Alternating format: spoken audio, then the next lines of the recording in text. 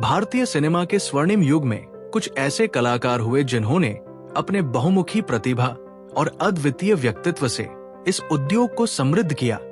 ऐसे ही एक महान कलाकार थे किशोर कुमार। गायक, अभिनेता, संगीतकार, निर्देशक और पटकथा लेखक किशोर कुमार का जीवन एक प्रेरणादायक और अद्वितीय कहानी है। उनकी यात्रा संघर्ष, सफलता और रचनात्मकता से भरी हुई थी। किशोर कुमार का असली नाम आभास कुमार गांगुली था। उनका जन्म 4 अगस्त 1929 को मध्य प्रदेश के खंडवा में हुआ था। उनके पिता कुंजलाल गांगुली पेशे से वकील थे और उनकी माता ज्ञानेश्वरी देवी एक गृहिणी थी। किशोर कुमार के 3 भाई थे, अशोक कुमार, अनूप कुमार और सतीश कुमार। उनके बड़े भाई अशोक कुमार पहले से ही फिल्म उद्योग में स्थापित अभिनेता थे, जो किशोर के लिए प्रेरणा का स्रोत बने। किशोर बचपन से ही संगीत और अभिनय की ओर आकर्षित थे। उन्हें बचपन में ही गायन का शौक हो गया था और उनका ये शौक आगे चलकर उनके करियर की नींव बना।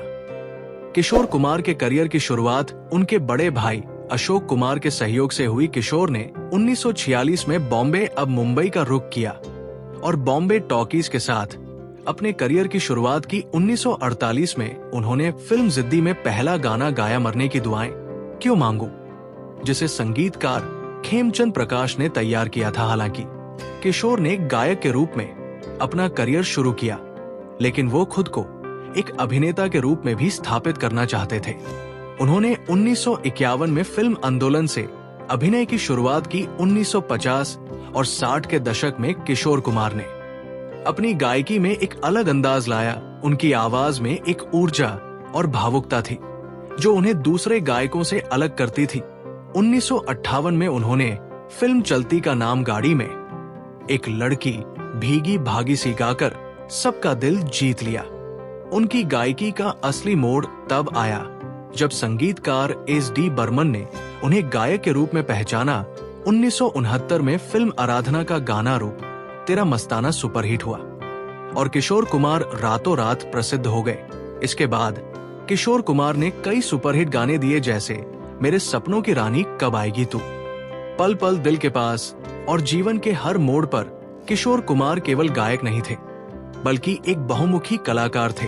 उन्होंने चलती का नाम, गाड़ी, पड़ोसन और हाफ टिकट जैसी फिल्मों में अभिनय किया, जो आज भी कॉमेडी फिल्मों की श्रेणी में सर्वश्रेष्ठ मानी जाती है। उन्होंने निर्देशन में भी हाथ आजमाया और दूर गगन की छाव में और दूर का राही जैसी फिल्मों का निर्देशन किया। इन फिल्मों में उनके निर्देशन और अभिनय की गहराई स्पष्ट रूप से झलकती है। किशोर कुमार का निजी जीवन भी काफी दिलचस्प और उतार चढ़ाव भरा था। उन्होंने 4 शादियां की। उनकी पहली पत्नी रुमा गुहा ठाकुरता थी, जिनसे उनका तलाक हो गया।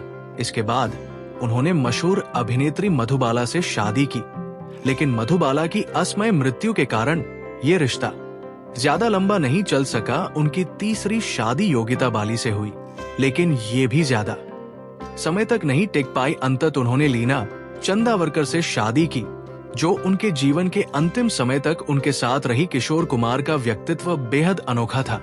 वो फिल्म उद्योग में अपने विचित्र और मस्तमौला स्वभाव के लिए जाने जाते थे।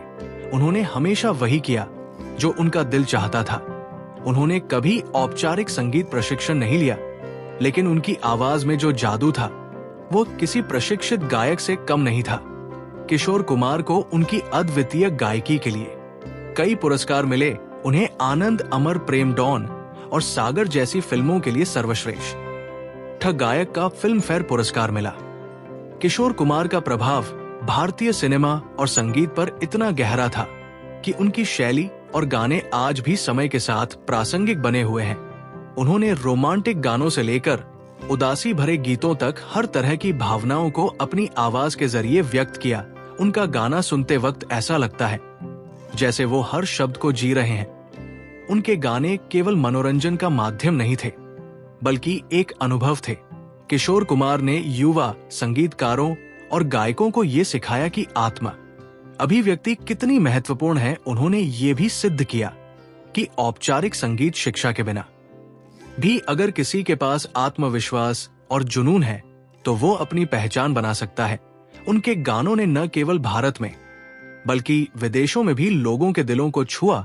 उनके गाने आज भी रेडियो स्टेज परफॉर्मेंस और बॉलीवुड के रीमिक्स ट्रैक्स के रूप में जीवित हैं। उनके गाए हुए अनगिनत गाने हैं जो आज भी बेहद लोकप्रिय हैं। इनमें से कुछ यादगार गाने हैं। ये जो मोहब्बत है, फिल्म कटी पतंग, तेरे बिना, जिंदगी से कोई शिकवा फिल्म आंधी, मेरे महबूब कयामत होगी फिल्म मिस्टर एक्स इन बॉम्बे, चला जाता हूं किसी की धुन में फिल्म मेरे जीवन साथी, कुछ तो लोग कहेंगे फिल्म अमर प्रेम। इन गानों ने किशोर कुमार को अमर बना दिया। उनकी आवाज हर पीढ़ी को आकर्षित करती है और उनकी प्रतिभा को सलाम करती है। किशोर कुमार का जीवन संघर्ष और सफलता की कहानी है। उनके जीवन से हमें कुछ महत्वपूर्ण सबक मिलते हैं। एक जुनून को हमेशा प्राथमिकता दें। किशोर कुमार ने कभी भी सामाजिक अपेक्षाओं की परवाह नहीं की। उन्होंने हमेशा वही किया जो उनका दिल चाहता था। अपनी प्रतिभा पर विश्वास करें। उन्होंने बिना औपचारिक संगीत शिक्षा के गायक के रूप में एक ऐसा मुकाम हासिल किया जो हर किसी के लिए प्रेरणादायक है। 3 खुशमिजाज और सकारात्मक रहें। उनके जीवन में उतार चढ़ाव रहे, लेकिन उन्होंने अपने हास्य और मस्त मौला स्वभाव को कभी नहीं खोया। किशोर कुमार न केवल एक कलाकार थे, बल्कि वो भारतीय संस्कृति का अभिन्न हिस्सा बन चुके हैं। उनके गाने शादी, उत्सव और यहाँ तक कि उदासी के पलों में भी सुने जाते हैं। उनकी आवाज भारतीय सिनेमा की आत्मा बन चुकी है। आज के दौर में भी, जब तकनीक ने संगीत की दुनिया को पूरी तरह बदल दिया है, किशोर कुमार के गानों का जादू बरकरार है। उनके गानों में वो भावना और आत्मा है जो हर दिल को छू लेती है।